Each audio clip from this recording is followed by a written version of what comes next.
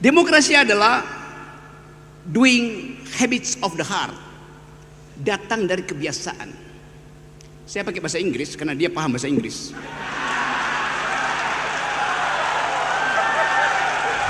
Kasih kritik tapi sopan, artinya jangan kasih kritik. Pikiran hanya disebut pikiran kalau ada pikiran yang menentang. Kalau Anda berpikir nggak ada yang mengganggu Anda, itu artinya Anda lagi berdoa. Saya misalnya sebagai penyelenggara negara, ketika mendapatkan kritik, saya harus menyiapkan argumen tambahan atas apa yang saya kerjakan. Dan ketika itu terjadi, maka kritik itulah sebenarnya yang membuat sebuah rencana, sebuah kebijakan makin solid.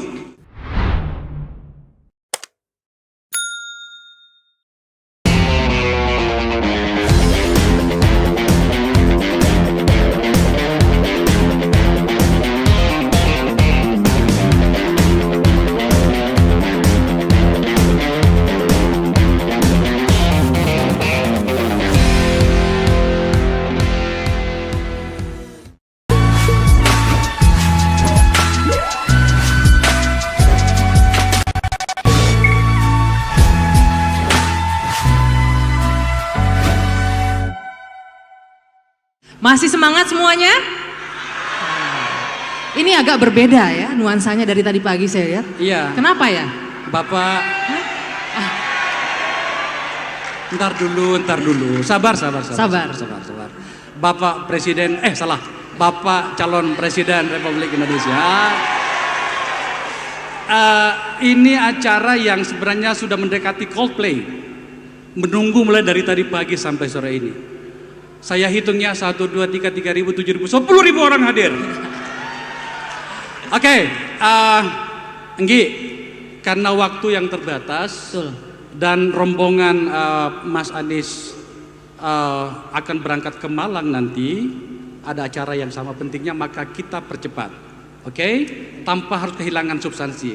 Kalau tadi kita memulai dengan mengundang yang pertama kandidatnya, ya. Sekarang gilirannya para panelis untuk ke depan. Yang pertama, Zainal Arifin Mukhtar, pakar hukum tata negara. Silakan, Bang Uceng. Ini orang Makassar nih, Panes ini orang Makassar. Pura-pura aja orang Jogja ini. Oke. Profesor Awalil Rizky, silakan. Ini ekonom kita ini ya. Kalau tadi tajam-tajam ini pertanyaan soal ekonominya. Kata Rocky, Pak Profesor Awalil ini adalah ekonom dari pinggir jalan. Agak tajam pikirannya. Bener kan, Rock? Iya, sangat ya. Oke. Selanjutnya, nah seperti biasanya, teman saya berkelahi, Rocky Gerung.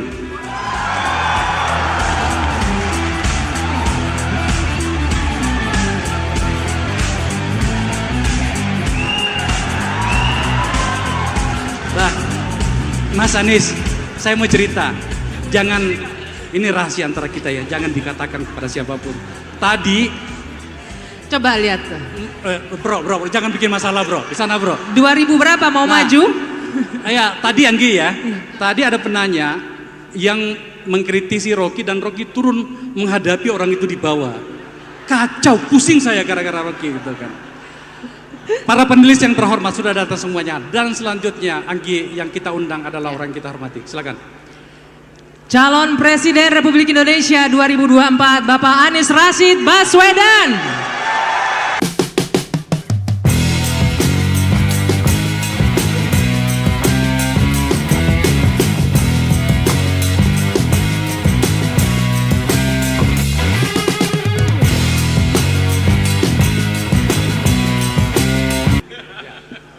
Oke, Mas Anies, ini kalau capres tetap boleh panggil Mas Anies saya ya, tetap boleh ya.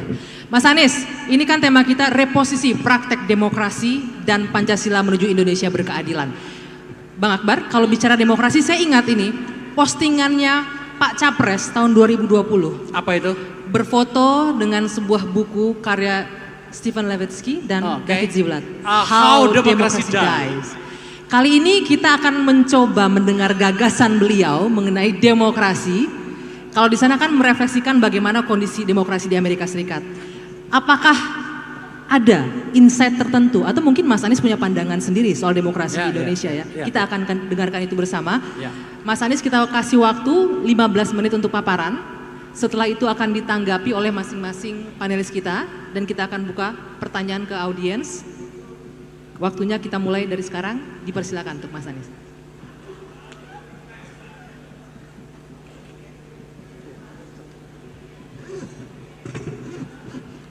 Agak-agak rebah. Assalamualaikum warahmatullahi wabarakatuh. Selamat siang, salam sejahtera untuk semuanya. Izinkan saya menyapa yang menyiapkan acara ini. Yang saya hormati Rektor UNM sekaligus Dewan Pembina DPP IKUNM, Profesor Dr. Insinyur Hussein Sam. Yang saya hormati Ketua DPP IKUNM, Profesor Dr. Haji Abdul Muhammad Nurdin Halid. Beliau tadi sambutannya sudah melampaui sambutan tadi. Sudah menjadi gagasan perubahan. Kita beri tepuk tangan Pak Nurdin. Juga Pak yang saya hormati para tokoh masyarakat yang hadir bersama di sini, ada Pak Ilham. Saya lihat juga tadi Pak Ibnu Munzir hadir bersama kita di sini. Kemudian para guru besar, para anggota Senat, dan semua tamu-tamu kehormatan yang mohon izin tidak disebutkan satu persatu, selain para panelis kita yang luar biasa datang khusus kembali ke Makassar, ada yang pulang ke Makassar, ada yang khusus datang, beri tepuk tangan buat para panelis kita. Saya merasa senang sekali, alhamdulillah bisa kembali, dan kalau pulang ke Makassar ini memang unik. Kali ini seperti dibilang tadi, ini pertama kali sesudah berstatus ditetapkan sebagai calon oleh KPU. Dan saya datang mengajak yang asal dari Makassar. Saya ajak promotor juga nih kemudian. Bang Tamsil Lindrung ikut bersama kita di sini. Kemudian Ustadz Zaitun Rasmin, dan saya baru tahu ternyata Pak Said Didu itu promotornya rektor. Sekarang dia menjadi promotor di Capres sekarang, ikut cara Capres. Bapak Ibu sekalian, terima kasih atas kesempatan untuk berbagi ide, berbagi gagasan. Mungkin kita akan banyak bertukar pikiran. Tapi izinkan kami menyampaikan beberapa pokok pikiran utama saja yang mungkin nanti akan jadi bahan percakapan lebih jauh. Perjalanan bangsa kita ke depan adalah sebuah rangkaian peristiwa demi peristiwa. Dan peristiwa ini kemudian membentuk apa yang sekarang kita miliki. Izinkan saya memulai dengan menyampaikan bahwa Indonesia adalah sebuah gagasan. Dan gagasan itu muncul di pertengahan abad 19. Yang kemudian pada tahun 1928 dia memanifestasi menjadi sebuah satu yang pertama, yaitu satu bangsa. Kita menjadi satu bangsa. Dan ini ditandai dengan menyepakati satu bahasa persatuan, bahasa Indonesia. Adanya satu bahasa persatuan itu membuat kita dimanapun tak perlu penterjemah. Dalam situasi konflik antar kelompok pun, antar suku, antar etnis pun, ketika melakukan negosiasi tak perlu penterjemah. Di DPR tidak perlu penterjemah. Keputusan pemerintah tidak perlu penterjemah. Ini tidak boleh dianggap enteng. Sekarang antar suku, etnis, suku bangsa berjumpa tanpa penterjemah. Hari ini dianggap normal, tapi ketika 1928 itu sesuatu yang baru. Bahkan di Jakarta di tahun 30-an itu ada kursus-kursus bahasa Indonesia. Seperti Sultan Takdir dan generasinya itu mengadakan kursus bahasa Indonesia. Orang dari mana-mana menjadi Indonesia ditandai dengan bisa bicara bahasa Indonesia. Ini adalah satu yang pertama, menjadi satu bangsa. 17 tahun kemudian kita mendapatkan satu yang kedua, satu negara. Resmi menjadi sebuah negara setelah kita merdeka. Tapi ini kita lewati dengan pancaroba, termasuk pada masa itu kita menjadi federasi. Yang kemudian pada tahun 50 Bung Karno menyebut sebagai proklamasi yang kedua, 17 Agustus 1950. Kenapa? Karena kemudian kita tetapkan sebagai negara kesatuan lewat mosi integral Natsir pada waktu itu, bulan April tahun 50. Dan kemudian kita menjadi satu negara kesatuan. Jadi kalau hari ini ada yang bilang NKRI harga mati, itu titik nolnya tahun 50 nih. Nah, tahun 57 ada fase baru. Kenapa? Kita sudah satu negara, tapi baru satu tanah, belum satu air. Laut Jawa adalah wilayah internasional, laut internasional. Laut Arafura, laut internasional. Selat Sulawesi itu kawasan internasional. Seluruh wilayah di dalam kita masih wilayah internasional, bukan air Indonesia. Tanah Indonesia sudah, tapi air Indonesia belum. Lalu ada deklarasi Juanda tahun 57 yang menyatakan kita menjadi satu wawasan Nusantara, tapi prosesnya panjang. Baru 25 tahun kemudian diakui oleh UNCLOS, perjuangan Muchtar Kusuma-Atmaja dan kawan-kawan, sehingga kita menjadi satu tanah air. Nah, ini menjadi satu tanah air ini posisi kita sekarang. Tetapi hari ini kita masih ada satu lagi yang belum tercapai. Kita sudah satu bangsa, satu negara, satu teritori, satu kesatuan, tapi belum satu kemakmuran. Ketimpangan masih menjadi gambaran hari ini.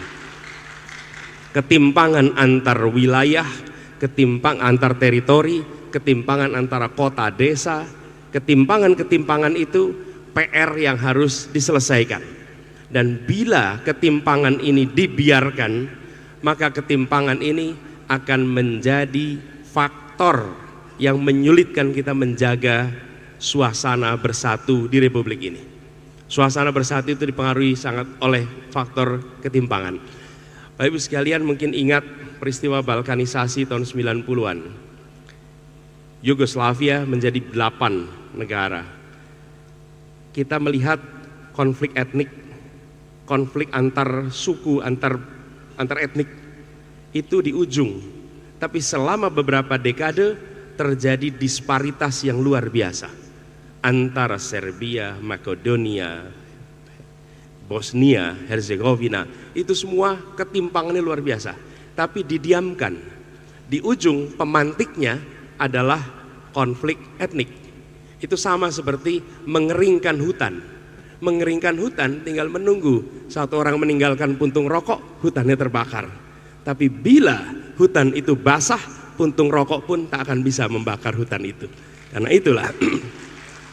Karena itulah PR kita sekarang adalah bagaimana kita menjaga keutuhan ini dengan mengubah orientasinya. Bila orientasi kemarin itu pada pertumbuhan yang luar biasa, maka kami melihat ke depan kita harus mengedepankan justru faktor keadilan di dalam pembangunan ini. Keadilan antar wilayah, antar tempat. Saya ingin tunjukkan gapnya. Kalau boleh dipasang slide 8 aja langsung. Di sini akan terlihat bagaimana ketimpangan itu terjadi. Tentang ketimpangan. Sumber daya manusia, indeks ESDM-nya, antara Jawa dengan luar Jawa itu gapnya 10 tahun. Jawa dibandingkan Sulawesi, Kalimantan, angka indeks pembangunan manusia di Jawa tahun 2013 itu angkanya 69. Tahun 2022 di Sulawesi, Kalimantan, Maluku, Papua tahun 22 69. Bukan selisih angkanya saja, tapi tahunnya, gapnya 10 tahun. Ini PR yang harus kita selesaikan sama-sama. Nah, bagaimana dengan demokrasi kita? Ini PR juga tersendiri. Coba kembali ke slide yang paling atas. Di dalam konteks ini, kita sudah kembali lagi, naik lagi. Sesudah kita menjalani proses menuju satu Indonesia menjadi visi kami, sekarang kita lihat, kita sudah 25 tahun Indonesia menjalani reformasi. Ketika, slide berikutnya, ketika tahun 98 kita menyaksikan adanya harapan untuk memberantas nepotisme, memberantas kolusi, memberantas korupsi. Itulah semangat yang luar biasa. Dan tahun ini, tahun 2023, yang kita rasakan sekarang seakan kita tinggal di Konoha, di mana tidak ada keberanian untuk mengucapkan kebenaran. Bahkan ungkapan pun menggunakan istilah Wakanda, Konoha. Jadi Untuk mengungkapkan kritik, kita menggunakan asosiasi-asosiasi yang lain. Ini menggambarkan adanya kemunduran dan angka statistiknya menunjukkan itu. Coba kita lihat angka statistiknya. Next slide. Indeks demokrasi kita turun. Indeks persepsi korupsi kita turun. Indeks kebebasan pers kita turun. Angka-angka ini semua adalah ukuran objektif statistik. Tapi yang tidak kalah penting, rasa yang di masyarakat. Demokrasi itu pilarnya trust. Non-demokrasi pilarnya rasa takut. Dalam demokrasi tidak boleh ada rasa takut. Bila dalam demokrasi ada rasa takut, ada yang salah dalam demokrasi kita. Karena pilarnya itu trust. Rejim non-demokrasi pakai penopangnya rasa takut. Begitu rasa takut itu tererosi, maka rejim non-demokrasi bertumbangan. Saksikan, rejim-rejim ditopang dengan rasa takut. Ketika rakyat tidak lagi memiliki rasa takut, rejim itu bertumbangan. Selesai, dimanapun juga. Karena dia ditopang dengan fear, rasa takut. Tapi kalau demokrasi, dia ditopang dengan trust, dengan kepercayaan. Dan itu artinya apa? Membangun institusi. Membangun institusi itu dari mulai perundang-undangan, regulasi, di mana institusi itu membentuk perilaku. Dan orang-orang yang di dalamnya mentaati institusi yang disepakati. Kesepakatan tentang demokrasi dan prosesnya dihormati. Dan rakyat kemudian mempercayai pada sistem karena aturan main dilaksanakan. Aturan main dijunjung tinggi. Tapi ketika aturan main mulai diotak-atik, aturan main mulai diubah-ubah, bahkan aturan main diubah sesuai dengan kepentingannya, maka pelan-pelan rakyat akan mengalami penurunan kepercayaan pada sistem. Pasti. Dan kemudian mengalami erosi demokrasi itu. Kenapa? Trustnya turun. Ibu sekalian, kalau kita ingat-ingat, 2019 ada pemilu dan pilpres, 2014 ada pemilu dan pilpres, 2009 juga begitu, 2004 begitu, tahun 99 juga begitu. Ingatkah Bapak Ibu sekalian, menjelang pemilu ada keramaian soal netralitas, ada keramaian tentang kekhawatiran kecurangan. Baru kali ini menjelang pemilu kita semua memikirkan soal netralitas dan memikirkan tentang kecurangan. Artinya apa? Artinya ada bibit di sini semua, bibit ketidakpercayaan kepada institusi. Kenapa itu muncul? Karena kita menyaksikan praktek-praktek yang terjadi. Jadi ketika kita bicara perubahan, maka yang menjadi agenda kita satu di bidang ekonomi, kita berbicara tentang mengubah dari yang eksklusif menjadi yang inklusif. Coba ditunjukkan slide berikutnya. Ini slide berikutnya aja supaya lebih singkat. Jadi kita akan mengalami kesulitan karena ada contoh di sini. Mengapa sebuah negara bisa gagal? Karena negara ada yang eksklusif, inklusif, ada yang ekstraktif. Institusi ekonominya, kalau yang inklusif, akses luas ke perekonomian. Kalau ekstraktif, konsentrasi ekonomi di elit. Kemudian playing fieldnya setara. Kalau yang ekstraktif, pasarnya menguntungkan elit. Akses pendidikan dan sumber daya itu setara. Kalau ekstraktif, terbatasnya akses pada pendidikan dan sumber daya. Kemudian dukungan inovasi dan eksklusif ada, tapi ekstraktif minim. Bahkan dalam ekonomi yang inklusif ada perlindungan haki, tapi kemudian pada saat ekstraktif minim perlindungan haki. Ini dalam institusi ekonomi. Institusi politik begitu, ada struktur yang demokratis, kalau di sini ada struktur yang oligarkis. Ada partisipasi politik yang luas, ada partisipasi politik yang terbatas. Kemudian ada perlindungan atas hak kebebasan. Yang ekstraktif adalah justru pemberangusan atas hak kebebasan. Dan ketika di sini ada rule of law and transparan, di sini sistem yang korup. Dan pemimpin akuntabel menjadi pemimpin yang tanpa akuntabilitas. Ini contoh negara yang gagal, bisa gagal karena itu. Kita lihat kemudian slide berikutnya. Apa yang kemudian terjadi? Kita akan berencana bicara perubahan, kita ingin menggeser dari institusi yang ekstraktif menjadi institusi yang inklusif. Pemerintah sebagai penguasa bergeser menjadi pemerintah sebagai pelindung. Dan pendekatan top down diubah menjadi pendekatan yang kolaboratif, yang setara. dan memberikan kepastian hukum. Jadi ini adalah ide-ide umum yang hendak kita sama-sama bawa ketika bicara perubahan. Next slide. Dengan ini maka agenda pemulihan demokrasi kami melihat ada 3 komponen. Pertama adalah mewujudkan hukum yang adil, transparan, dan mengayomi. Yang kedua, memberantas korupsi, kolusi, dan nepotisme, dimulai dengan komitmen yang paling puncak untuk tidak mencampur adukkan antara benar dan salah, antara korup dan tidak korup di dalam seluruh pengambilan keputusan. Yang ketiga adalah menjamin kebebasan berekspresi, yang kemudian diantaranya ada ini semua. Dan ini semua Bapak sekalian adalah contoh 3 agenda tentang perubahan terkait dengan demokrasi yang ingin kita kerjakan bersama. Ini sebagai gambaran umum, insya Allah kita bisa diskusikan sama-sama. Kurang lebih mohon dimaafkan. Terima kasih. Assalamualaikum warahmatullahi wabarakatuh.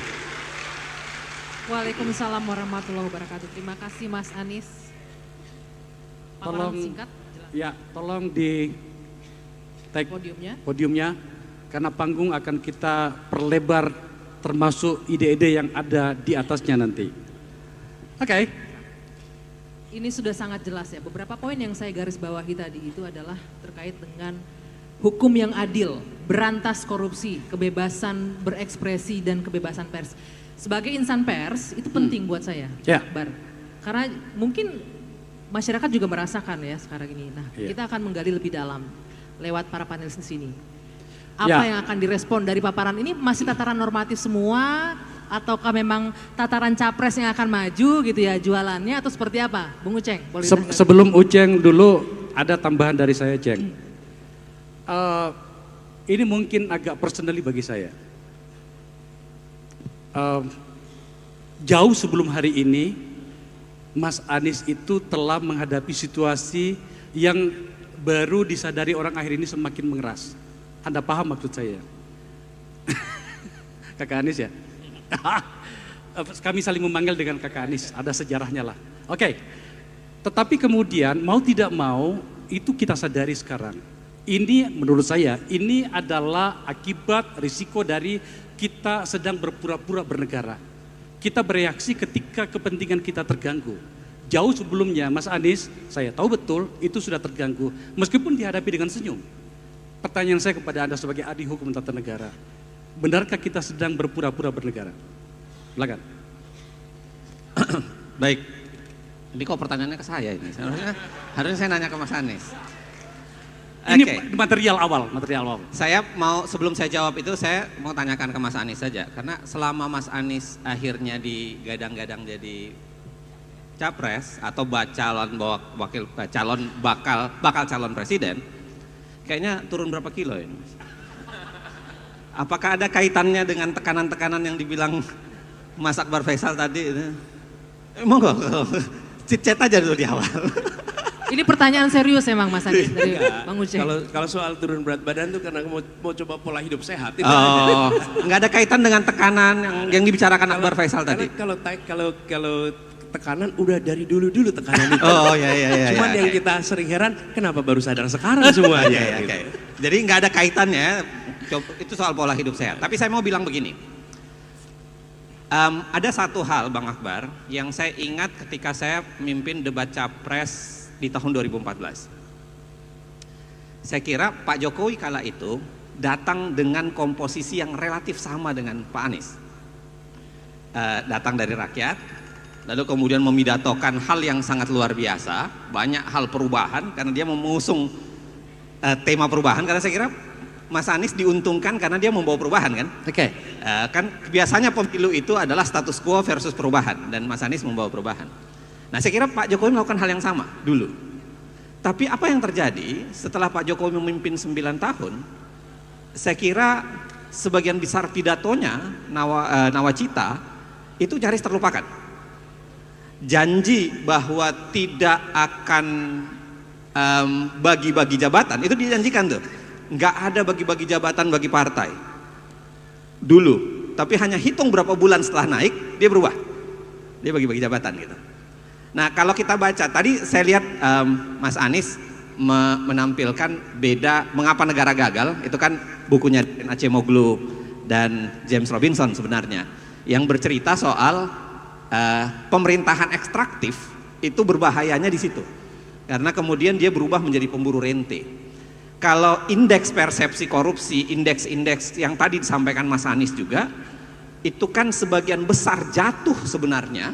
Kalau kita belajar dari indeks persepsi korupsi kita, sebagian besar jatuh karena konflik kepentingan terlalu tinggi.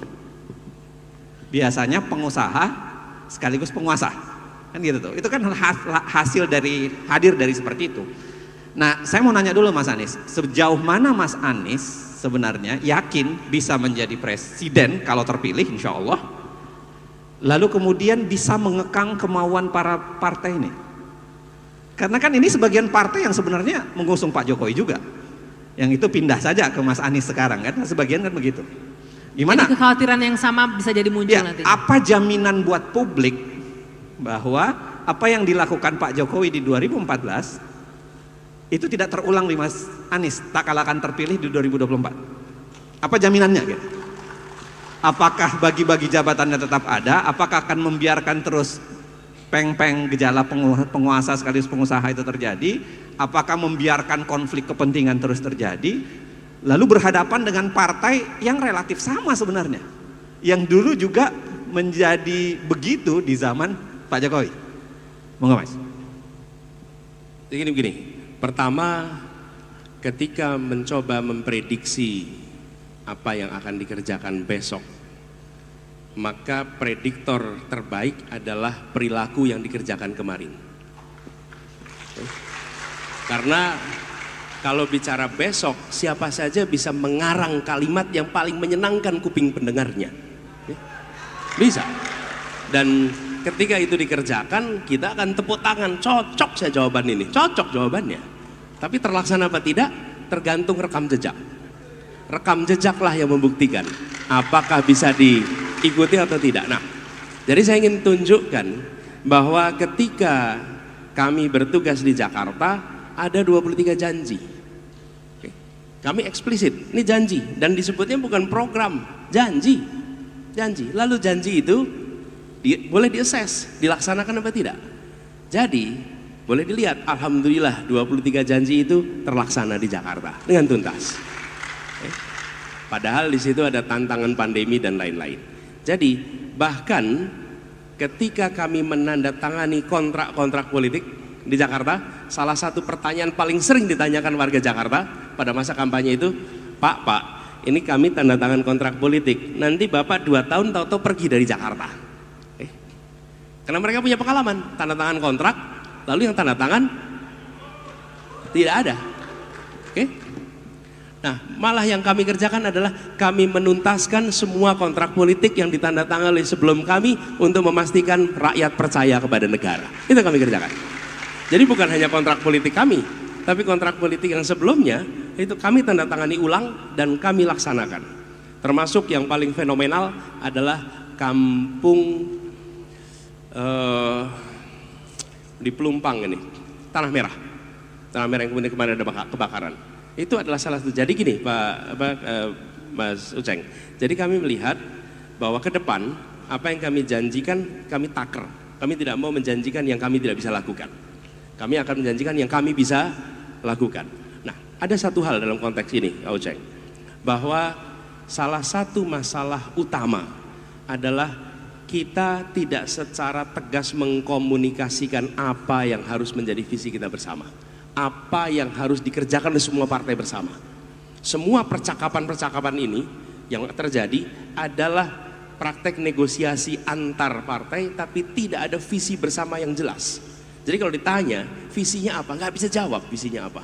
Nah, kami melihat kita menurut hemat kami harus punya kesepakatan bila negara membiarkan praktek seperti ini, bukan hanya bagi-bagi jabatannya. Bagi-bagi jabatan itu di dalam politik ada pembagian porsinya sesuai dengan kekuatan politiknya, itu normal. Tapi sama sekali tidak ada KPI apa yang harus dicapai dari setiap penugasan yang diberikan. Tidak ada. Jadi kalau seseorang ditugaskan jadi Menteri Kumham, tanya apa tugas yang Anda harus capai, apa yang harus Anda tunda, nggak ada. Tanyakan Menteri Pertanian, apa? Tidak ada. Lepas. Jadi ketika pembagian itu terjadi itu juga yang terjadi politik, waktu Menteri dengan jadi Menteri Pendidikan Ya. di awal. Jadi kita, nah ini menurut kami harus dikoreksi, harus ada, dan bahkan nasional sampai daerah. Kalau ada bupati, wali kota peduli tentang kesehatan ibu, ini Pak Ilham boleh cerita nanti. Kenapa? Karena wali kotanya peduli, bukan karena ada guideline dari pusat tentang kesehatan ibu, tentang perlindungan pada ibu. Nah ada. Jadi Kang Uceng, yang menjadi problem menurut kami tidak ada kejelasan arah yang benar pegangan semua. Lalu yang kedua, ada satu aspek yang ini reformnya nggak akan sederhana, yaitu pembiayaan politik. Karena pembiayaan partai politik, pembiayaan kampanye yang selama ini terjadi tidak pernah dikerjakan secara institusional. Kita sudah melakukan reform elektoral, kita reform hubungan pusat daerah, kita melakukan reform terkait dengan antar lembaga-lembaga tinggi negara. Tetapi reform soal pembiayaan politik ini belum, dan ini yang kemudian menjadi salah satu hulu persoalan mengapa terjadi praktek korupsi dan mengapa terjadi transaksi yang membuat kekuasaan tidak dijalankan untuk tujuan kepentingan publik tapi kepentingan mikro lainnya. Nah kami ingin memasukkan itu menjadi bagian dari reform yang dikerjakan. Pada spesifik Mas, bicara soal konflik kepentingan. Tadi kan Mas Anies menyinggung soal mengapa negara gagal dan negara ekstraktif. Itu kan karena negaranya sering berubah menjadi pemburu rente. Secara spesifik, untuk menghilangkan para penguasa dan pengusaha yang dijamak pada 1% itu, Mas Anies akan ngapain? Maksudnya gimana? Jadi kan sekarang seringkali pengusaha itu sekaligus penguasa. Oh ya. Dan itu kan yang membuat kebijakan publik seringkali tidak menguntungkan publik, tapi menguntungkan dunia usahanya. Itu yang disebut oleh Cemoglu yang tadi Mas Anies sebut sebagai pemerintahan pemburu rente. Nah, untuk nanganin yang itu kan butuh effort yang tidak sederhana sebenarnya. Mas Anies? Saya melihat begini, perencanaan pembangunan, perencanaan tentang orientasi pembangunan ke depan itu harus mengedepankan teknokrasi. Itu nomor satu. Jadi kedepankan teknokrasi. Dalam pelaksanaannya pasar akan terlibat, tapi jangan dibalik. Jangan dibalik di mana pasar yang memiliki usulan pembangunan, lalu teknokrasi mencari pembenarannya untuk dilaksanakan. Ini yang sering terjadi. Oke? Bagaimana kemudian ketika kita menyaksikan ada pelaku usaha sekaligus juga menjadi pengambil kebijakan, maka di situ harus ada keterbukaan yang total tentang proses pengambilan keputusan. Proses pengambilan keputusan yang transparan adalah pengawal siapapun pengelolanya. Bila ada transparansi atas pengambilan keputusan, maka kita akan bisa mengawal. Bila tidak ada transparansi, maka mudah sekali menyembunyikan konflik kepentingan. Nah, keterbukaan proses ini, saya beri contoh, PSN misalnya. PSN ini prosesnya harus transparan dalam arti yang sesungguhnya, di mana publik bisa melihat ada debat, ruang debat untuk publik, ruang keterlibatan publik, sampai sesuatu ditetapkan sebagai sebuah program PSN. Ini contoh, apabila tidak ada transparansi, mau pengusaha atau tidak, di situ rentan untuk terjadinya konflik kepentingan. Gitu Pak Ocek. Oke, Mas Anies begini, kalau kita lihat perjalanan negara Indonesia sampai sekarang, tadi Mas Anies menggambarkan mulai dari tahun 28 sampai kemudian harapannya 2045. Tapi kan terjadi bias, terjadi pergeseran sebenarnya di antara tahun itu sampai sekarang gitu. Kira-kira Mas Anies membayangkan dalam berapa tahun kemudian itu bisa dibawa ke jalur kembali untuk menuju ke 2045? Karena Mas Anies harus ingat, Mas Anies kan kalaupun menang itu hanya bisa 5 tahun. Bagaimana bisa menjaminkan mencapai 2045 kalau antara 2024 sampai 2029 lalu 2029 terputus? Apa tawaran kesinambungan yang mau dibawa sehingga Indonesia bisa 2045, termasuk soal demokrasi dan penegakan hukum? Allah yang tahu tentang masa depan. Tapi satu hal yang pasti, kalau kami terpilih maka perubahan itu akan dimulai dikerjakan. Iya. Kalau tidak, ya monggo aja, mau diterusin yang sekarang, boleh aja diterusin. Tapi kalau mau perubahan, insya Allah kita mulai perubahannya. Ya. Mudah-mudahan kalau Kakak Uceng ikut terlibat lebih cepat lagi prosesnya. Terakhir sedikit. Mas, terakhir. Satu pertanyaan terakhir. Santai saja, pertanyaan chit-chat aja. Saya pengen tahu Mas, Mas Anies menilai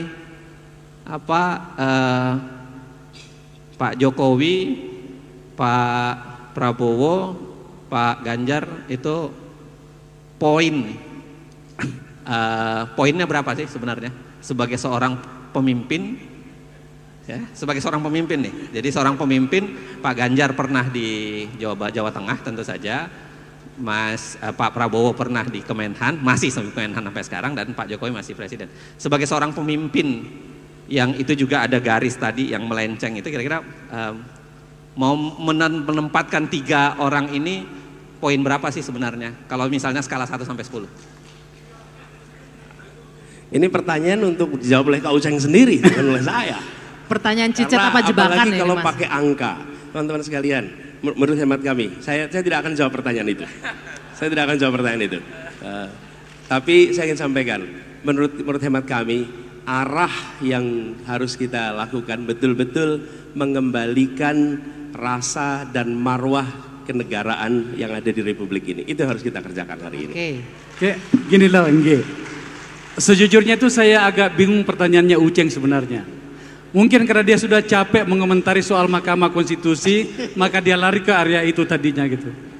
Tapi Bang Akbar, ada satu nih Mas Anies yang saya ingin mengerucutkan sedikit pertanyaannya Bang Uceng tadi soal Mas Anies ini mengusung perubahan, tapi masih ada parpol di sana yang dikhawatirkan masih akan melakukan hal yang sama. Mungkin bisa nggak berikan jaminan itu ketika Mas Anies dihadapkan harus memilih calon wakil presiden, tapi mau nggak mau kan tetap harus mengikuti partai politik pada akhirnya. Apakah, melanjutkan pertanyaan tadi, jaminan itu tidak akan berulang ketika memimpin? Begini, kalau sebutlah partai Nasdem kan yang di dalam disebut-sebut ini, kalau partai Nasdem itu memilih melakukan perubahan, kemudian mendapatkan hantaman, menghadapan gelombang yang luar biasa yang dialami, lalu putar balik, bolehlah kita curiga bahwa ke depan besok tidak akan terus mengusung perubahan. Tapi kalau dia terus konsisten menjalani itu semua dengan segala macam risikonya, okay, maka boleh dong kita memprediksi bahwa ke depan dia akan berjalan konsisten dengan role itu. Kenapa? Karena selama 1 tahun ini dicoba dengan tantangan yang tidak kecil. Tantangan yang tidak kecil yang kita semua saksikan. Bagaimana kepemimpinan partai ini terisolasi, bagaimana banyak sekali urusan yang termarginalkan dan tetap berjalan di tempat ini. Jadi kami melihat keputusan untuk mendorong perubahan, kemudian justru mengusung pribadi yang dianggap tidak berada di dalam klaster pemerintah. Ini adalah satu pilihan yang diuji. Kalau pilihan itu dibuatnya kemarin, minggu lalu, bolehlah kita mempertanyakan besok bagaimana. Tapi keputusan ini sudah dibuat 14 bulan yang lalu. Dan selama 14 bulan didera dengan berbagai ujian dan dilewati dan lempeng istiqomah. Insya Allah ke depan, insya Allah akan membawa ide perubahan itu. Oke. Sekarang kita geser ke Mas Al-Walil. Ya. Mas, mohon maaf, peserta kita ini adalah dari Universitas Negeri Makassar. Oke, kadang-kadang angka-angka yang terlalu rumit itu pada acara seperti ini, kita simpan pada fase yang lain. Okay. Saya mohon izin jika memungkinkan Anda men-challenge Mas Anies itu pada 3 term yang saya maksud tadi dengan national interest kita. Sebab itu problem kita. Pertama adalah pengelolaan pemasukan negara yang amburadul, pengelolaan penggunaan anggaran negara yang amburadul, dan sistem perizinan kita yang luar biasa amburadulnya. Ya. Monggo silakan dilanjutkan, Mas. Makasih. Memang bias ya kalau pandangan ekonomi itu. Jadi kalau Pak Anies dan Uceng tadi nyambung bahwa demokrasi dan soal kelembagaan adalah yang paling utama. Tetapi kalau dari kebiasnya seorang ekonom, kalau perut orang pada lapar tetap susah. Jadi kira-kira bagaimanapun ada batas di mana kesejahteraan rakyat itu harus diangkat. Memang berdebat apakah demokrasi seiring dengan kemajuan ekonomi. Nah, tadi terkesan juga di visi misi bahwa Pak Anies menekankan sekali keadilan ekonomi sebagai bagian keadilan sosial dan mengkritik, dan saya kira benar kritiknya, bahwa yang sekarang itu meninggikan pertumbuhan ekonomi. Tapi data saya, meskipun nggak boleh ditayang oleh beliau yang data, itu pertumbuhan ekonomi era Presiden Jokowi sampai 2024 jika target adalah 4,25%, Mas, 10 tahun. Kalau diputus hanya sebelum pra-pandemi hanya 5,03, era SBY 5,67, era Soeharto 6,73. Maksudnya sudah dinyatakan memprioritaskan pertumbuhan ekonomi, gagal. Nah, Pak Anies perlu kita tantang ini dalam konteks pertumbuhan ekonomi. Jelas tadi kritiknya adalah kurang berkualitas. Nah, bagaimana caranya pertumbuhan ekonomi yang berkualitas? Nah, yang kedua ini biar ditayang sedikit lah, ini cuma data kok, nggak dibacain. Ada misi tentang yang depan aja. Ini menarik menurut saya, luar biasa, dinyatakan tentang kemandirian pangan, kemudian ketahanan energi dan kedaulatan air. Sebagai informasi, kemandirian pangan itu kasta kedua setelah kecukupan, kemandirian dan kedaulatan. Nah, problemnya produksi kita, seluruh komoditas pangan kita ditambah dengan daging dan sebagainya, boleh tayang sedikit itu mengalami penurunan, Mas. Jadi ini kemungkinan besar salah paradigma, bukan soal produksi yang turun saja. Bagaimana paradigma terhadap pembangunan pangan, tanaman pangan maupun daging, itu di next saja kelihatan data-datanya. Termasuk daging, kecuali daging ayam. Nah, ini kaitannya dengan pertumbuhan ekonomi tadi. Jadi pertanyaan saya, bahwa tidak cukup hanya soal merata dan adil, tapi yang dibagi juga harus bertambah banyak. Nah, itu kira-kira. Silakan Mas Anies. Ya, makasih Mas Awalil. Jadi benar, kami sepakat Mas Awalil. Membagikan kue dengan adil itu penting, tapi membesarkan kuenya itu juga tidak kalah penting. Yang menjadi problem adalah selama ini konsentrasinya membesarkan kue, bukan membagi yang adil. Jadi fokusnya selama ini adalah membesarkan kuenya. Dan kemudian tadi Mas Awalil mengatakan sudah membesarkan pun ternyata tidak setinggi yang sebelumnya. Padahal konsentrasinya pada membesarkan kue. Nah, memotong kue dengan adil, itulah yang menjadi prioritas kami. Pertumbuhan ekonomi yang tinggi dan berkualitas. Kata berkualitas ini menggambarkan adanya pemerataan. Pertumbuhan ekonomi yang tanpa pemerataan, maka dia menjadi pertumbuhan ekonomi yang tak berkualitas. Tapi pertumbuhan ekonomi dengan pemerataan, maka dia menjadi pertumbuhan ekonomi yang berkualitas. Nah, pemerataan ini bagaimana? Kami melihat pertama dengan mendorong investasi di sektor-sektor yang penyerapan tenaga kerjanya besar. Saat ini investasi kita itu mengalami lonjakan. Data kita dari tahun 2013, investasi kita itu sebesar 399 triliun. Di 2022 meningkat menjadi 1.200 triliun. Lompat, itu tinggi sekali. Tetapi di sisi lain, tren penyerapan tenaga kerja kita tuh turun. Di tahun 2013 itu 4.500, di tahun 2022 1.000. Bayangkan, kalau boleh ditayangkan slide-nya nanti bisa dilihat. Ini artinya apa? Artinya investasi yang kita dorong justru di sektor-sektor yang tidak menyerap tenaga kerja. Jadi, saya beri contoh, sektor pertambangan, investasinya luar biasa besar. Efeknya pada pertumbuhan ekonomi sangat besar. Tapi tenaga kerja yang terserap 1%. Bandingkan bila investasinya di bidang pertanian, maka penyerapan tenaga kerjanya 44% bila itu dilakukan di pertanian. Jadi geser investasi itu.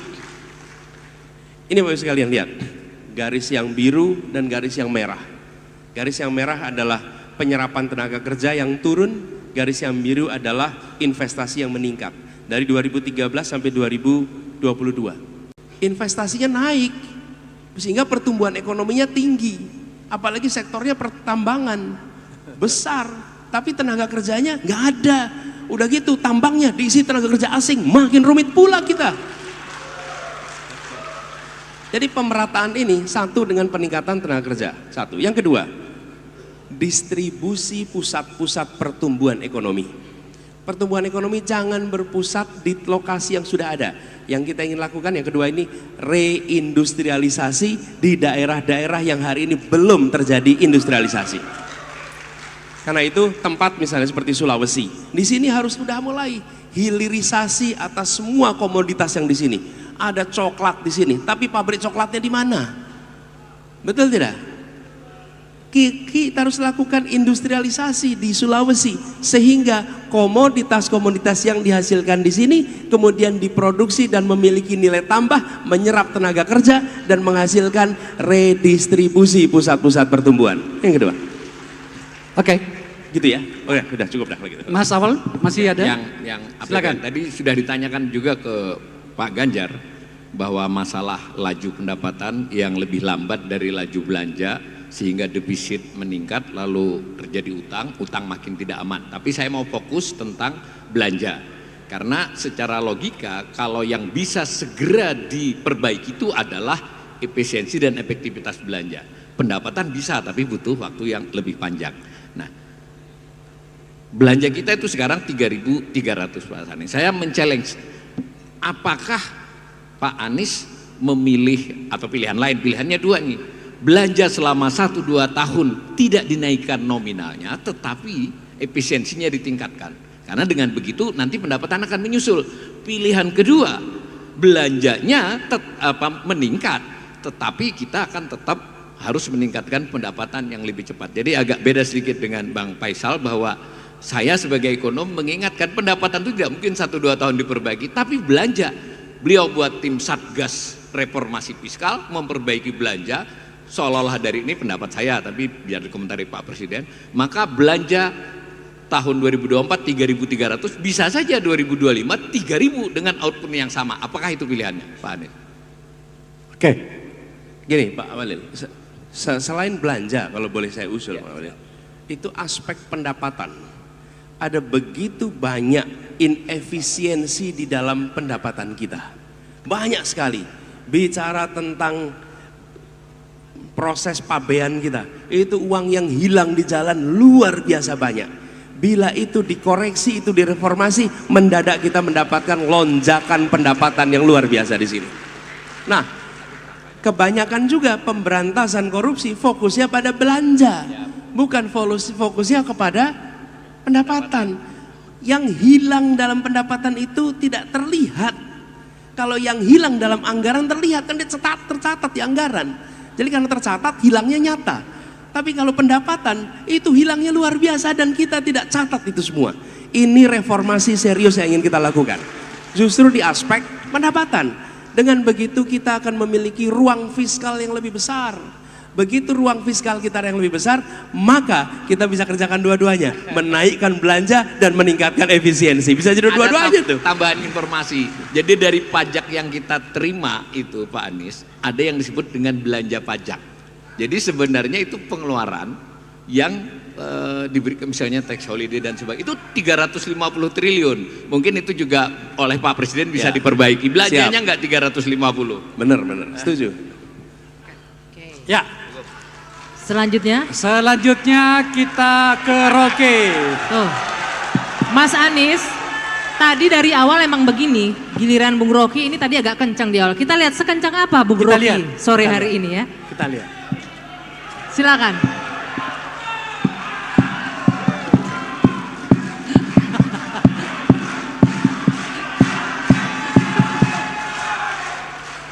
Oke. Ya.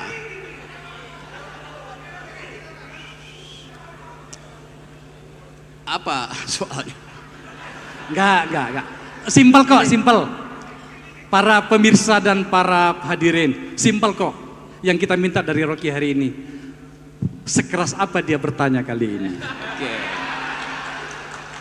Memang kalau saya bertanya sekeras apapun, nggak bisa dijawab oleh Anies.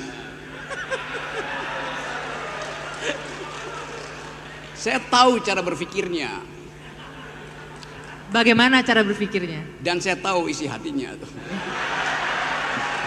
Saya mulai dari situ ya. Demokrasi adalah soal cara berpikir. Ada definisi standar demokrasi adalah pemerintahan dari, oleh, dan untuk rakyat. Nah, itu omong kosong. Demokrasi adalah the government of reason through the government by the people. Pemerintahan akal melalui pemerintahan orang. Demokrasi adalah doing habits of the heart, datang dari kebiasaan. Saya pakai bahasa Inggris karena dia paham bahasa Inggris.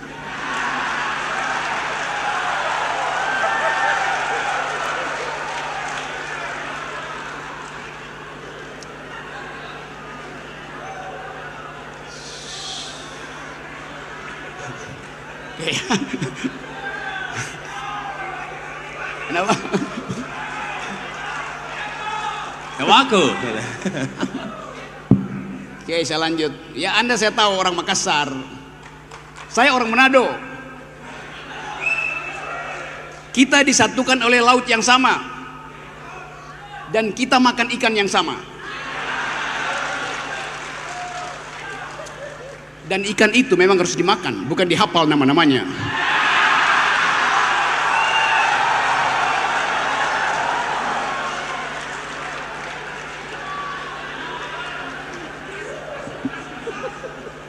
Dan bagian paling enak dari ikan adalah kepalanya. Karena kepala ikan lebih bergizi dari kepala negara.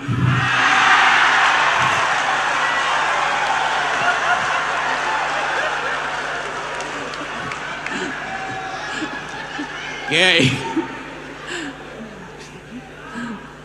Saya Bu Rocky, begini pertanyaannya kalau begitu. Ya. Apakah ada yang menurut Anda bisa Anda kritisi dari seorang Anies Baswedan? Ya. Oke. Misalnya. Satu-satu ya. Tadi saya suka caption yang ditunjukkan di situ bahwa di ujung sana tantangan dari demokrasi adalah undang-undang ITE. Anda bayangkan kenapa saya mesti ulas itu? Karena saya akan kena undang-undang itu. Jadi pertanyaan saya, apakah Anies akan membatalkan undang-undang itu demi saya yang sahabatnya atau demi demokrasi? Itu pertanyaannya. Bukan sekedar saya, Anda di sini bisa kena undang-undang yang sama. Saya kasih ilustrasi ya. Saya biasa naik gunung tuh. Satu waktu saya naik gunung gede. Petani di situ dipimpin oleh seorang lurah lulusan SD. Dia bilang begini, Pak Rocky, kemarin ada orang pasang patok di kebun saya. Bunyinya, ini proyek strategis presiden. Maka mulai diinsinuasikan kalian mesti pindah dari situ. Padahal itu mata pencarian mereka. Nanam singkong, nanam kol, nanam wortel. Jadi begitu disebut undang-undang ITE, panik rakyat itu. Disebut industri strategis presiden. Lalu dia bertanya ke saya, Pak Rocky, kalau saya foto orang yang lagi nanam patok itu, saya kena undang-undang ITE apa enggak? Anda bayangkan. Republic of Fear. Ini republik penuh kecemasan. Undang-undang ITE bisa menghantui petani di Cimacan, di Cibodas. Itu pentingnya kita bicara soal itu. Jadi demokrasi itu adalah jaminan primer tentang kebebasan untuk berpikir. Itu aja. Kebebasan berpikir menghasilkan kebebasan berpendapat. Nggak mungkin ada pikiran tidak diucapkan dengan pendapat.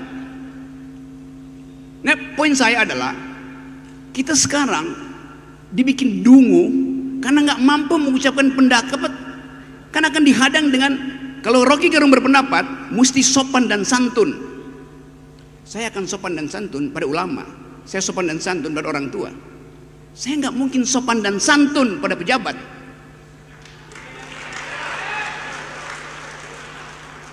Kasih kritik tapi sopan, artinya jangan kasih kritik.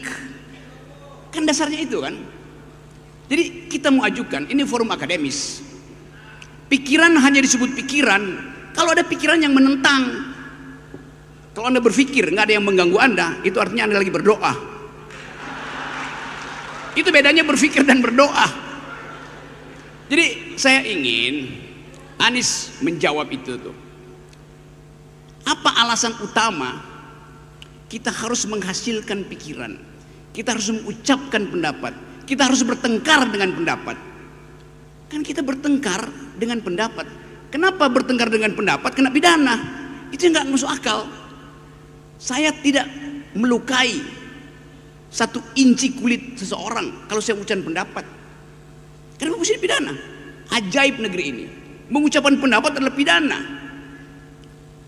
Tapi itu yang ingin saya tanya pada Anies, eksplorasi apa dasarnya, supaya bukan sekedar kita yang tahu, petani di Cimacan itu tidak lagi ragu untuk bahkan memotret orang yang lagi menanam sesuatu yang menghalangi pekerjaan dia tuh. Ini yang mesti kita sosialisasikan. Nah, kita sosialisasikan ini di dalam upaya menghasilkan kembali demokrasi. Tapi hari-hari ini dianggap bahwa demokrasi nggak ada, yang ada dinasti. Padahal sebetulnya juga dinasti nggak ada. Karena dinasti itu darahnya biru, yang sekarang darahnya kotor. Siap. Segitu aja.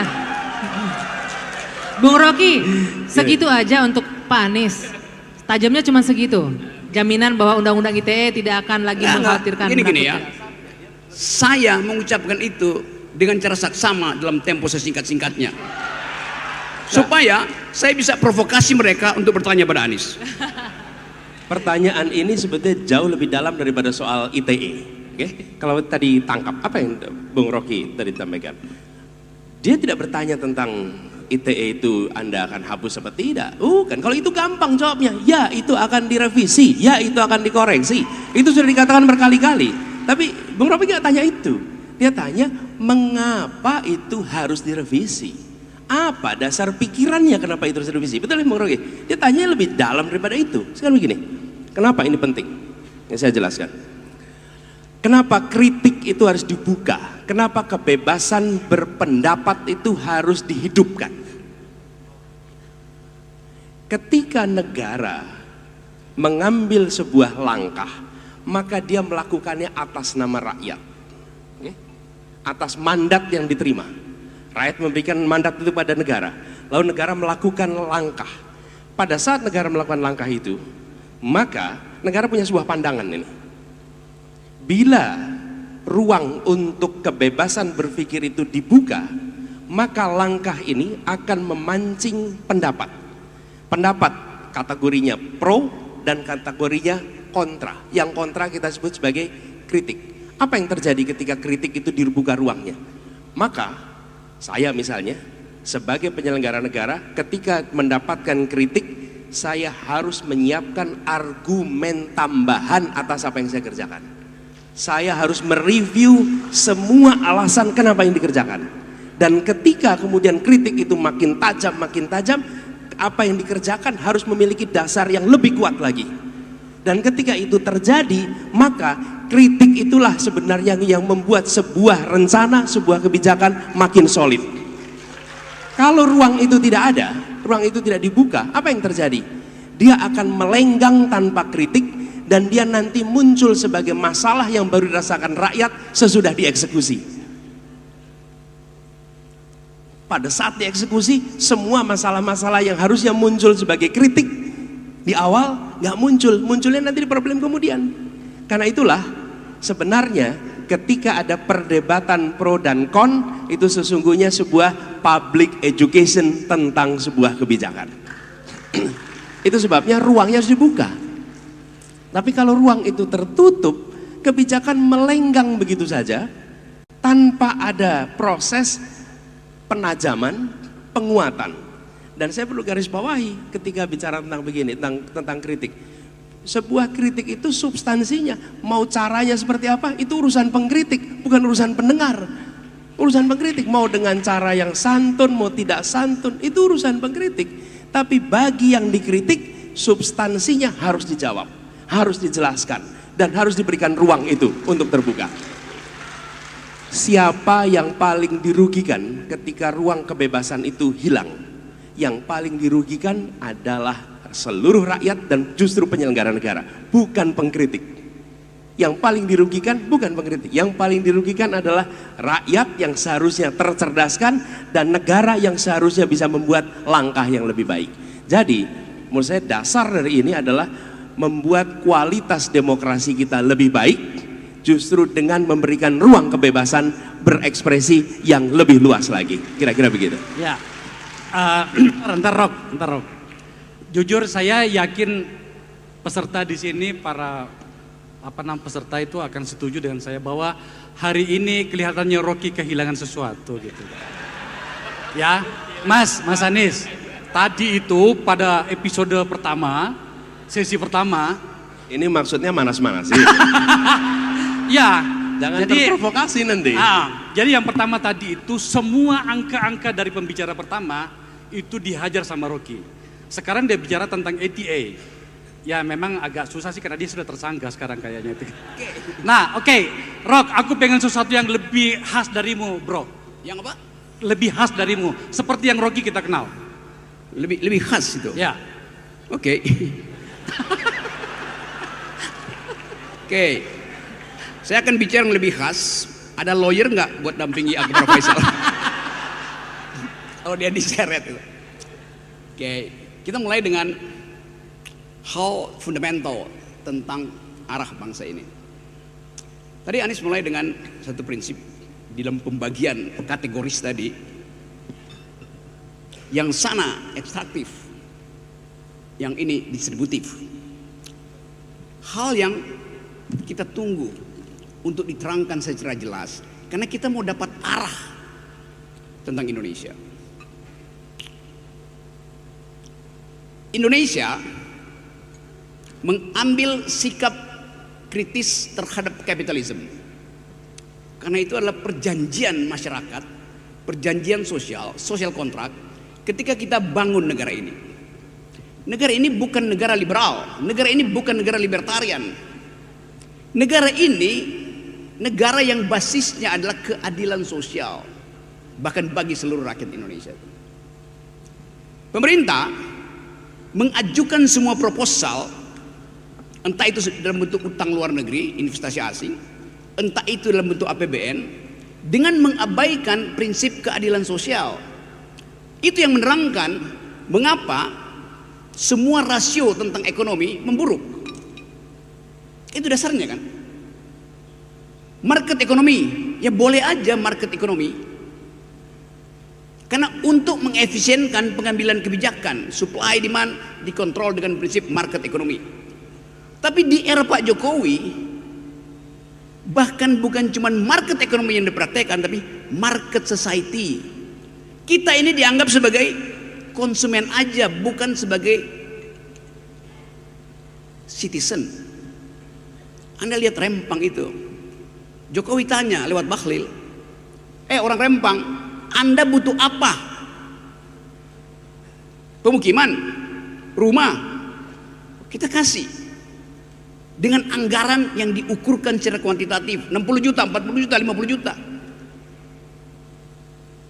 Dijadikan sekedar sebagai konsumen untuk alasan menggusur. Apartemen itu, rumah itu sekedar house, bukan home. Kita perlu home sweet home untuk kebahagiaan tuh, bukan untuk ukuran-ukuran material. Jadi bayangkan Presiden Jokowi tidak paham bahwa dia diminta untuk menghasilkan kebahagiaan dan kemakmuran, bukan gali-gali fondasi untuk bikin infrastruktur, dengan akibat uang yang harusnya tiba di puskesmas dalam bentuk obat, vitamin, yodium, antibiotik, bagi ibu-ibu hamil berubah menjadi aspal di jalan tol. Trade off-nya begitu. Itu yang menerangkan sekarang stunting kita itu 25% tuh. 1 dari 4 bayi yang lahir hari ini akan kekurangan gizi. Setiap bayi yang lahir sudah berutang 50 juta. Itu kata Sri Mulyani. Setiap malam ada 19 juta orang miskin tidur dengan perut kosong. Bagaimana mungkin kita masuk di dalam janji Indonesia Emas kalau kondisi awal kita itu berantakan? Pertanyaannya apa, Rob? Saya mau terangkan itu sebagai upaya untuk menyusun pertanyaan. Apa yang akan membedakan sistem ekonomi atau modeling ekonomi Anies dan Jokowi? Kan orang melihat Jokowi mengekspor market ekonomi sampai ke ruang tidur. Apa yang mau dilakukan Anies? Jadi ini intinya filosofi kita bernegara mesti kita pahamkan supaya semua orang ngerti, sehingga kalau dikasih kritik pada Anies satu waktu kita akan tagih bahwa Anda bilang Anda akan menghentikan ekspansi market ekonomi sampai ke market society. Itu dasarnya kan. Jadi kita mau uji kemampuan intelektual dari Anies, bukan sekedar menguji, tapi meminta konsistensi dalam upaya untuk menghasilkan kembali generasi yang berpikir. Oke, hal-hal yang bersifat kuantitatif itu tanya pada awal ada statistiknya. Tapi ide itu harus dituntun dengan paradigma. Oke, kita kasih kesempatan Mas Anies. Monggo, menanggapi silakan dulu. Mas Anies. Apa yang membedakan kebijakan ekonominya? Pembangunan itu adalah tentang manusia. Pembangunan itu bukan tentang barang penopang manusia. Itu poin utama yang harus kita fokuskan. Manusia, tentang manusianya. Dan manusianya artinya apa? Manusianya, keluarganya, komunitasnya, lingkungannya. Tapi fokusnya pada manusianya. Karena itulah kenapa saya tadi tunjukkan soal indeks kualitas pembangunan manusia. Karena kuncinya ada di situ. Sehingga ketika negara berbicara tentang meningkatkan kesejahteraan, maka dia bukan berbicara tentang meningkatkan angka-angka pengukur, tapi meningkatkan kenyataan kesejahteraan yang ada di masyarakat. Fokusnya di situ. Dan ketika bicara kesejahteraan, nomor satu apa? Nomor satu, sehat. Dan ketika bicara sehat, mulai dari kapan? Sehat itu mulai dari ibu hamil mendapatkan pasokan gizi yang baik untuk setiap bayi yang dalam kandungannya. Nomor satu. Kalau tidak ada itu nggak jalan. Nah, Bapak Ibu sekalian, hari ini persoalan ini itu lewat, tidak menjadi fokus. Dan kemudian kedua, masa awal, usia awal, lalu usia sekolah. Ketika masuk usia sekolah, bangku sekolah yang cukup untuk bangku SD jumlahnya sama dengan bangku SMP, jumlahnya sama dengan bangku SMA. Hari ini jumlahnya kayak piramid. Yang SD banyak, begitu SMP makin sedikit, SMA makin sedikit, perguruan tinggi makin sedikit. Selama itu terjadi, berarti negara tidak berencana untuk mendidik semua anak.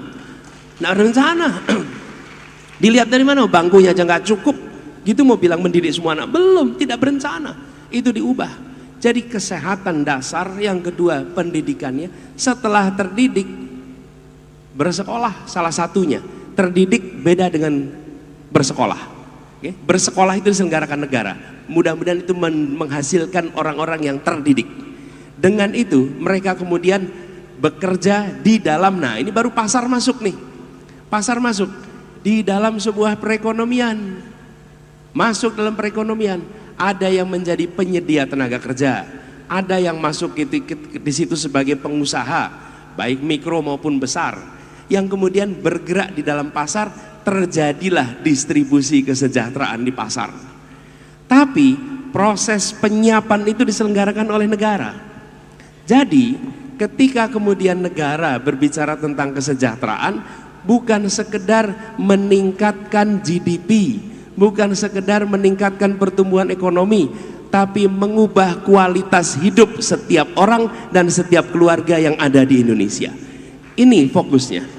Jadi saya melihat Bung Rocky, yang selama ini terjadi adalah mencoba lompat ke ujung, disiapkan infrastruktur dengan harapan kemudian pertumbuhan ekonomi otomatis naik.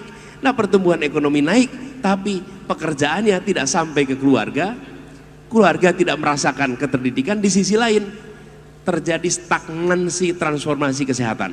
Bagaimana kita masuk anggota G20 tapi stunting kita masih tinggi. Bagaimana kita masuk anggota G20 tapi angka kematian ibu melahirkan masih tinggi. Indikator-indikator sosial kita tidak menunjukkan kita berada di negara yang top 20. indikator ekonominya top 20, tapi indikator sosialnya tidak. Dan bila ditugasin sebagai presiden, maka presidennya tidak hanya bawa ilmu ekonomi, tapi bawa ilmu antropologi, bawa ilmu sosiologi, bawa ilmu sosiatri, bawa ilmu urban, bawa ilmu-ilmu itu semua dihormati, diberikan ruang di dalam pengambilan keputusan.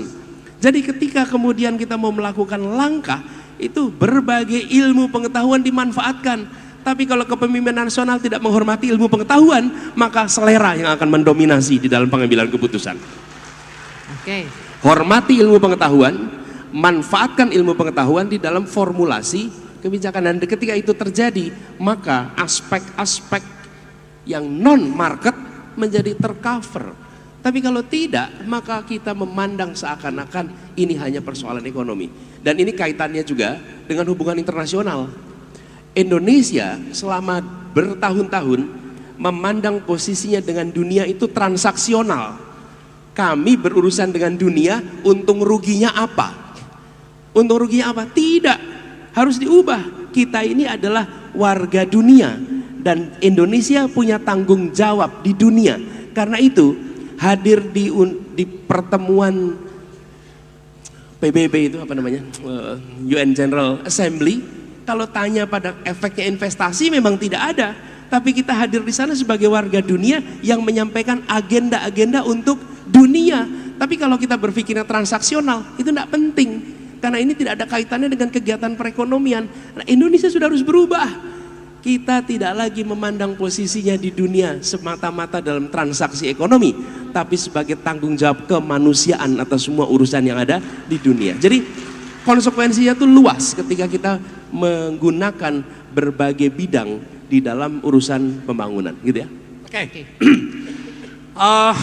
Jawaban yang cukup untuk Rocky saya rasa, Mas, aku nggak tahu jenengan itu sedang beruntung atau kami yang sedang nelongso. Tadi Rocky itu memberikan pekerjaan rumah loh ke Mas Ganjar. Jadi tadi kan ingat kan tadi kasih pekerjaan rumah malah catatan tadi. Ya? Ya betul, itu pekerjaan rumah buat calon presiden itu. Bukan buat yang bakal mantan presiden, gak ada gunanya kan. Kan di kita itu ada bekas presiden, Pak SBY misalnya, dia bekas presiden. Anies calon presiden. Ada yang presiden bekas. Masih presiden tapi udah bekas itu. Oke, Rock. Beda ini tuh. Ya, oke. Bang Akbar, sedikit sebelum kita lanjut ke floor, ke audiens, saya cuma mau bertanya satu untuk Mas Anies. Mas Anies, tadi Anda sempat menyinggung soal mengkritik itu kita harus membuka diri untuk kritik ya. Terserah si pengkritiknya mau sopan penyampaiannya, mau tidak sopan. Pertanyaan saya sederhana.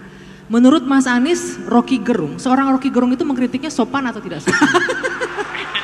Karena ini akan jadi parameter. Nanti kalau misalnya Mas Anies terpilih, dia akan menjadi orang yang sangat memberikan kebebasan berpendapat. Sopan atau nggak sopan? Dia mengkritik dengan menggunakan kewarasan dan akal sehat. Itu aja. Oke, berarti kalau Mas Anies jadi presiden, Bung Rocky masih bebas untuk mengkritik. Ya, pasti cukup. itu. Dan Oke, kita lanjutkan ke floor. Yang bahaya kalau Anies diterus-teruskan, nanti dia kena delik juga nih. Kan dia terlalu nakal untuk mengkritik itu. Jadi uraian Anies Baswedan saya kasih nilai A-. A untuk pengetahuan, minus untuk kelakuan. Oke, kita mendekati akhir dari acara kita. Karena waktu Mas Anies harus segera terbang ke kota yang lain, maka kami akan mengambil dua pembicara, laki dan perempuan. Biar adil, kanan dan kiri saja langsung bagi Bang. Ini ada anggota DPR tampaknya sudah angkat tangan dari tadi. Anggota DPR anak muda silakan. Yang di depan, kursinya ini. Penanya berikutnya perempuan ya. Penanya berikutnya perempuan. Laki dan perempuan, silakan. Ya, saya langsung saja. Assalamualaikum warahmatullahi wabarakatuh. Saya langsung saja Pak Anies, perkenalkan nama saya Andi Nurhaldin, kebetulan menjadi Wakil Ketua DPRD Kota Makassar dan perwakilan pemuda di Kota Makassar. Dan sekarang melanjutkan studi di program Pascasarjana UNM. Jadi datang bukan sebagai anggota Dewan tapi sebagai warga UNM. Yang saya mau bicarakan soal pemuda Pak Anies ini yang dari tadi Andi memang belum Nurhadin. pernah dibahas Andi tentang Nur- masalah pemuda dari masalah tadi pagi. Sebentar catatannya. Singkat ya, Mas. Iya singkat saja. Yang ini saya tanyakan bagaimana gagasan Bapak Anies yang konkret dalam rangka menyiapkan SDM pemuda sebagai masa depan Indonesia yang unggul, tidak hanya soal skill dan knowledge, tetapi juga secara moral dan etika. Bagaimana pandangan Bapak konsep Merdeka Belajar yang saat ini, dan bagaimana regulasi yang dapat diciptakan yang juga dapat memudahkan Pemda dan Pemkot dalam memastikan kualitas pendidikan di setiap satuan benar dapat mencerdaskan anak bangsa. Karena kita ketahui sekarang 30% pemuda akan ikut dalam kontestasi pemilihan mulai dari Pileg sampai Pilpres. Jadi pemuda itu adalah bagaimana caranya pemuda di Indonesia pada khususnya pada umumnya di Makassar itu adalah sebagai berperan, bukan lagi sebagai baperan atau tidak sebagai boneka yang selalu muncul di depan panggung kalau untuk memperjuangkan para ya mungkin ante-antenya, tapi kita mau sebagai orang yang dipandang juga sebagai pemuda yang khususnya di Kota Makassar. Makasih Pak Anies. Terima kasih. Kita keep dulu ya. Satu pertanyaan lagi dari perempuan, silakan. Boleh. Ya. Mbak yang jilbab baju hijau dan jilbab hijau berkacamata, silakan. Namanya dan dari mana, Mbak? Terima kasih, nama saya Ima Fatima. Saya hadir di ruangan ini untuk mewakili DPC IKA Maros.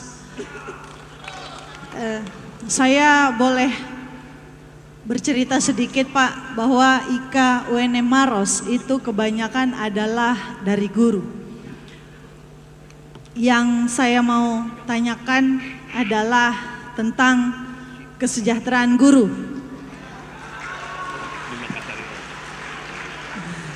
Kita sama-sama tahu ASN itu ada PNS, ada P3K.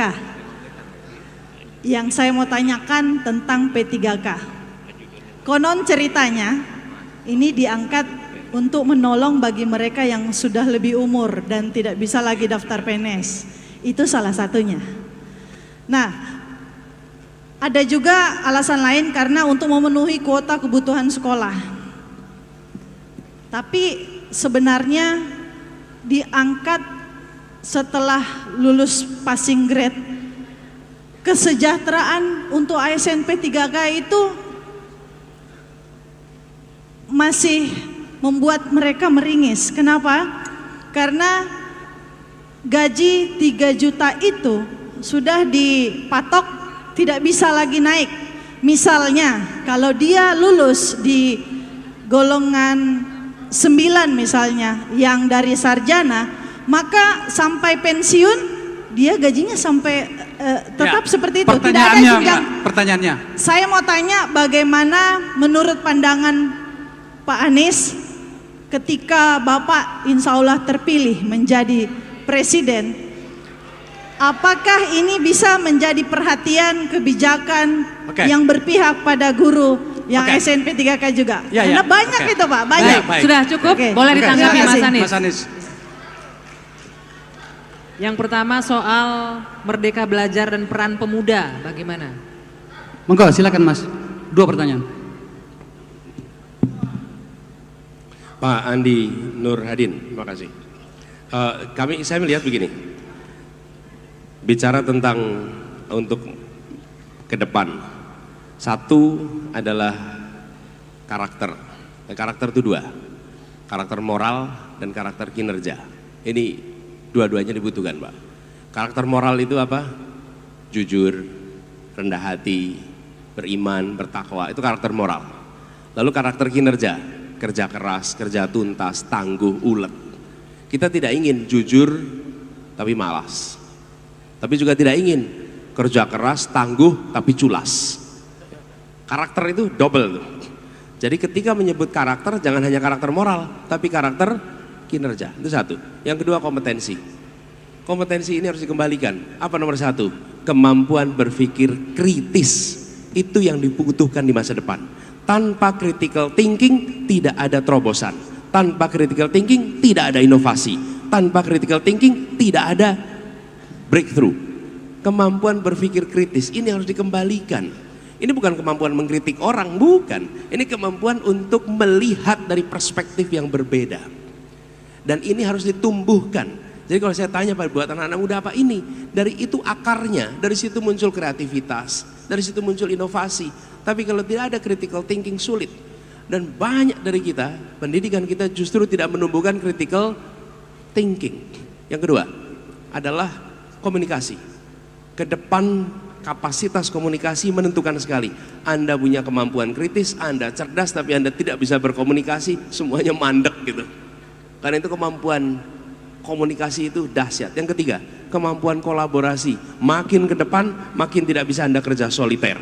Makin ke depan anak muda itu harus kerjanya kolaborasi. Ini dalam semua urusan. Dalam semua urusan. Karena itu kemampuan untuk kolaborasi itu dibutuhkan sekali. Dan kemudian kreativitas itu muncul. Jadi 4 itu. Lalu skillnya, daya baca yang tinggi, daya baca yang kuat. Nah, kalau set itu ada, paket itu ada, 1 karakter, 2 kompetensi, 3 skillnya, kemampuan, maka dia akan bisa menjadi pribadi yang mandiri dan membawa perubahan bagi dirinya dan bagi lingkungannya. Otomatis. Nah, negara harus masuk di situ dengan visi tadi. Jadi ketika bicara tentang bagaimana anak-anak muda, bukan soal jumlah angka yang lulus sekolah sekian berapa, tapi bagaimana substansi dari sekolah dan pendidikan itu diberikan. Lalu secara lapangan pekerjaan, ini dibutuhkan yang tadi saya sampaikan, investasi yang menyerap tenaga kerja banyak, investasi dan industrialisasi di tempat-tempat yang hari ini minim industrialisasi, sehingga seluruh anak-anak yang selesai di dalam fase penyiapan, dia memiliki lapangan pekerjaan yang dekat dengan tempat dia bekerja, tidak harus migrasi ke tempat-tempat yang jauh. Begitu ya jawabnya. Yang kedua, Bu Fatimah, tentang guru. Ibu saya begini, Bu. Ibu Fatimah ya tadi dari Maros. Terima kasih. Jadi terkait dengan ini, Bu, prinsipnya adalah keadilan. Bukan memihak salah satu. Keadilan. Bagaimana prinsip keadilan itu diterapkan di dalam hubungan kerja dengan siapapun termasuk dengan guru. Dan kami melihat hari ini salah satu faktor mengapa kualitas pendidikan kita sulit untuk bisa meningkat justru karena mereka yang diberi tanggung jawab untuk mendidik tidak dipikirkan kesejahteraannya. Oke? Betul. Nah, ini prinsipnya begitu. Lalu penyelesaiannya teknis, asal ada kemauan politik, maka itu bisa dikerjakan. Yang sering problem itu begini, nanti ada aturan ini, aturan itu bisa disesuaikan asal kepemimpinan memberikan nilai pegangannya apa. Nilai pegangan apa? Bapak Ibu sekalian, ketika, ini pengalaman saya nih, kalau Bapak Ibu memimpin 20 orang, maka Bapak Ibu menugaskan tiap orang satu-satu tugas A, B, C, D. Okay? Kalau Bapak memimpin 200 orang, okay, maka Bapak Ibu membentuk struktur organisasi, membentuk SOP, membentuk target. Itu kalau mimpin 200 orang. Okay? Kalau mimpin 200.000 orang atau mimpin 200 juta orang, maka memimpinnya itu pakai nilai, pakai value. Nilai itu yang kemudian dipegang oleh para pemimpin 200 orang, dipegang oleh para pemimpin 20 orang. Tapi kalau dari atas tidak ada pegangan nilai, maka orang mengambil keputusan sesuai dengan kondisinya masing-masing, tanpa ideologi, tanpa paradigma, karena kepemimpinan tidak memberikan pegangan nilai. Jadi dalam konteks ini, kasih pegangan nilai. Apakah keadilan ada di dalam pengaturan ini? Bila tidak ada keadilan, maka koreksi sampai kontraknya berkeadilan. Gitu prinsipnya, Bu. Jadi dengan cara begitu, maka hubungan kontrak yang ada, apakah dengan guru, apakah dengan yang non guru, karena banyak sekali sekarang ini yang berstatus kontrak ini diselesaikan dengan prinsip keadilan. Karena tanpa itu, bila negara tidak menggunakan prinsip keadilan, maka akan muncul itu. Yang kedua, berkeadilan bagi semua. Ada proses yang harus dilewati, yang saat ini perlu mendapatkan status itu secara bertahap diselesaikan. Jangan yang sudah saja. Artinya apa? Yang sudah itu begini. Jangan mereka yang memang secara aturan sekarang batas usianya masih mencukupi. Kasihan mereka yang sudah mengabdi lama dan karena waktu mereka tidak mendapatkan solusi. Bukan karena salah dia, tapi karena selama ini tidak pernah ada solusi. Bereskannya semua hingga tuntas, dengan begitu karena nanti kita bisa menuntut delivery untuk kualitas pendidikan yang lebih baik. Begitu jawaban saya. Terima kasih. Mas Anies, saya ada satu pertanyaan terakhir, tapi bukan kepada Anda, kepada peserta. Pertanyaan saya begini, menurut Anda, apakah Mas Anies cakep menggunakan songkok tobone? Iya, ini songkok tobone. Oke, kita sudah sampai pada akhir acara. Maaf teman-teman sekalian, ada banyak yang mau bertanya, tetapi waktu juga yang harus kita batasi. Karena Mas Anies Kakak Faisal, saya cerita sedikit boleh? Nutup.